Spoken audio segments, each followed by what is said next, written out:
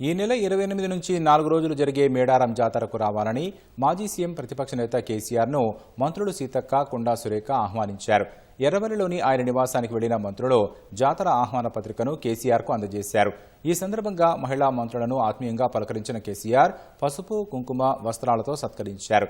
కేసీఆర్కు మేడారం ప్రసాదం అందజేసిన మంత్రులు జాతరను సందర్శించాలని కోరగా సానుకూలంగా స్పందించారని మంత్రులు తెలిపారు. సమ్మక్క సార్లమ్మ మహాజాతర జరుగుతున్న సందర్భంగా మరి మాజీ ముఖ్యమంత్రి గారు కేసీఆర్ గారిని కలిసి రావడం జరిగింది. ఎలాంటి రాజకీయ సంబంధాలు కాదు, ఇది ఒక సాంప్రదాయబద్ధంగా నిర్వహించుకునేటువంటి జాతర. మేము ఆహ్వానించడం జరిగింది, ఆహ్వానాన్ని స్వీకరించడం జరిగింది. అన్ని పక్షాలను, అన్ని కులాలు, అన్ని మతాలు, అన్ని ప్రాంతాలను కూడా ఆ ప్రాంత ఆడబిడ్డలుగా మేము ఆహ్వానించడం జరుగుతుంది. కాబట్టి తప్పకుండా వారు కూడా రావాలని కోరినాం. వారు కూడా సానుకూలంగా స్పందించడం జరిగింది.